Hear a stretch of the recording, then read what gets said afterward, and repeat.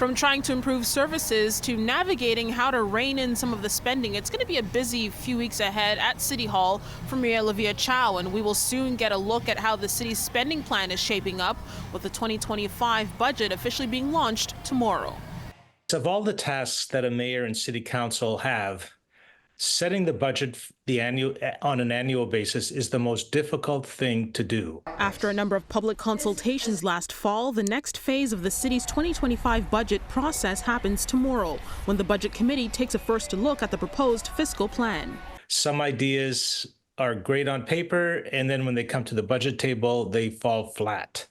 And because the City of Toronto has so few resources to be able to raise revenue, there's only the property tax and a little bit on the land transfer tax, then these kinds of conversations become really difficult. Former Toronto City Councillor and current adjunct York University professor Joe Mihevc says the mayor has a tough balancing job ahead. This is where the wisdom of the mayor and the mayor's office really comes into play. It is knowing what people's affordability level is, at the same time knowing what the needs of the city are. The mayor last Thursday already signaled some of the big ticket items that she will be focusing on. My three priorities as mayor are build more homes, feed more kids, get Toronto moving and giving their time back. We already know some of what will likely be included in this year's spending plan. Last month, the Toronto Police Board approved a $46 million increase in their budget for this year.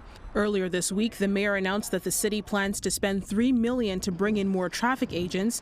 And last week as well, the TTC board approved a 6.5% budget increase, which would mean an extra $85 million in city funding. What's not clear is how much more this means you'll be paying when it comes to property taxes. Frankly, at the end of the day, an arbitrary number on the tax increase. It is whether the residents of Toronto are getting value for money, whether the things that are being put out as things that we really need to address is worth the cost that it will be to residents of Toronto. In a 2024 year-end interview with City News' Alan Carter, Chow said she wouldn't be ruling out an increase in property taxes after the 9.5% hike in 2024. Keep in mind, it was the city's largest property tax hike in over 20 years. We're still looking for savings. We're still balancing the budget. And speaking of balancing the books, the city has a $1.2 billion deficit. It's down from $1.8 billion in 2024, but the former Toronto councillor believes the city needs to seriously start looking at other revenue streams.